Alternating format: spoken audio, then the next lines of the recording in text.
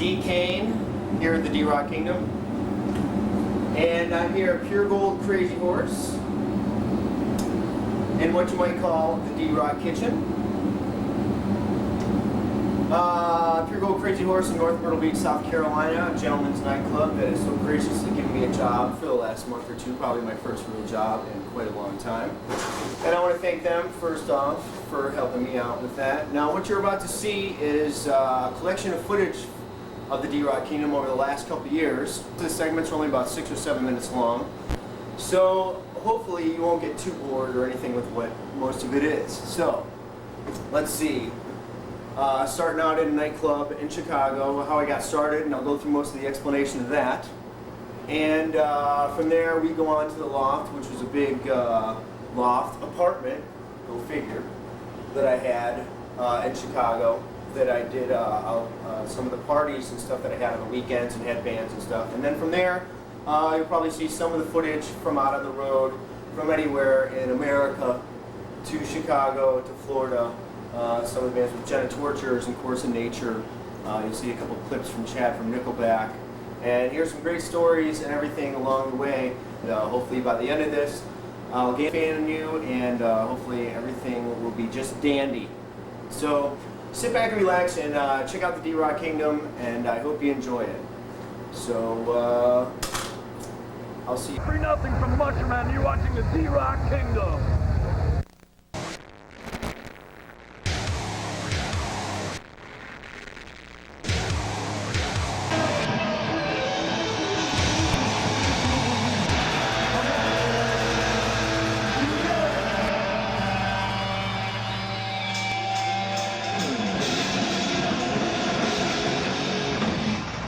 Captain Nickelback, and you're watching the D-Rock Kingdom in Chicago. You got rock.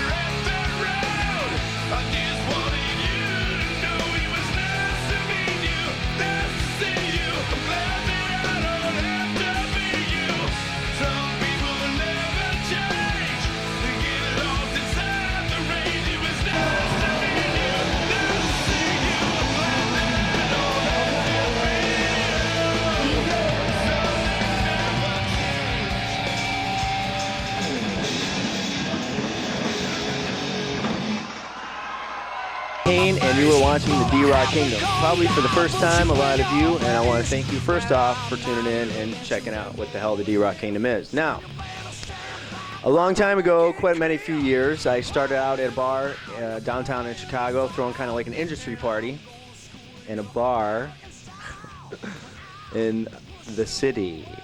Jade liked a rock show, in a bar, and invited a bunch of people to come down to have some food and kind of conversate and get together to try and get people to talk to one another about the people who weren't playing out at the bars, to talk to the people who were, and find out, exchange some information, exchange CDs and tickets to the shows and stuff. And a couple weeks after doing that, I kind of got the idea of, well, I should be filming this and invite some more friends down and set up kind of like an interview area.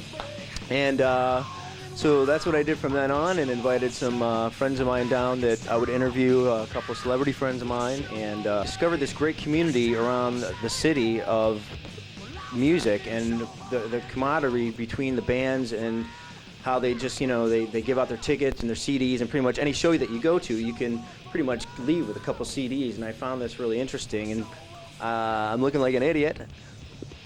From there, I went on to move it to a place or a location in Wicker Park where I got a 3,000 square foot loft and built like a stage in the corner and a little talk show Johnny Carson set, and built a bar and a kitchen and stuff so I could serve some food and kind of have like a bigger party, more in the comfortableness of my house. And more or less had bands play on the weekend, had a few cameras going and filmed it. Now, we're going to take a look back tonight at the beginning of the D-Rock Kingdom and kind of how I got started, and eventually work up to the present, to where we are today, where now I think we're going in the direction of kind of, I was kind of upset, I'm just kind of upset that, on some of the major talk shows on the networks that some of these great bands are playing like one song and they get no interview, and it's just, more or less brush off the band and everything. I want to flip all that around and have the band play for like 15 minutes, interview the band, maybe have a celebrity friend of mine sit in, and that's where I hopefully eventually want to go with this. Now, we also do some other segments and stuff that I'm involved in. We do the D-Rock Kitchen. We go out on the road with some other bands like the Jenna Torturers, and talk to some other people like Courts of Nature and Comes With the Fall and the Jerry Cantrell Band. And there's lots of great things to come with the D-Rock Kingdom if you just stick around. So, with no further ado, let's take a look back at the beginning. In this segment, there's going to be just more or less highlights of one of these nights that I threw back then. One of my guests was Venus Lane, who was a local jewelry designer. American Motherlode, who have been with me from the beginning. They rock, and I hope that you enjoy some of the interview segments that I have from them. It's quite some time ago, so if you have seen American Motherlode, they look a lot different now than they did back then. And then I have a couple clips from Charles Levi, who was also the bass player for Thrill Kill Cult, and back then he was working on a project called Per 54. The D-Rock Kingdom is more or less the world that surrounds me. Now, I've done a lot of things over the last couple of years, starting out with this TV show, and from then on, I moved into a big 3,000 square foot loft that I used to throw parties in, and I built like a stage and a little like talk show set. Excuse me. And they had like a bar and a kitchen, where I served food and everything, and just invited people to come in on the weekends and see some of the bands and some of the music that was going on around Chicago. I went out and went on the road to the Carolinas and down through Florida, and went on the road with like Jenna Torturers for about 6 weeks, and I saw many friends out on the road like Nickelback and Jerry Cantrell and Filter and Clutch and Mushroomhead, and I've got some great footage from that as well. So let's just go ahead and take a look back a few years and check out some of the footage from a nightclub that how the D-Rock Kingdom kind of got started. So I'll see you on the flip side.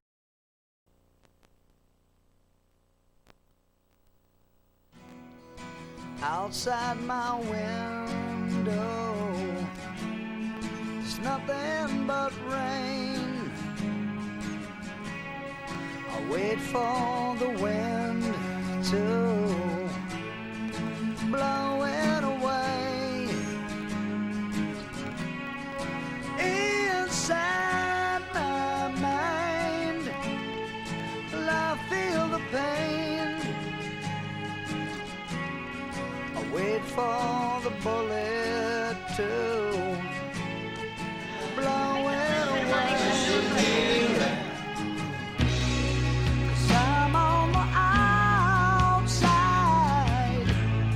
of what is within. I see your reflection haunting me again.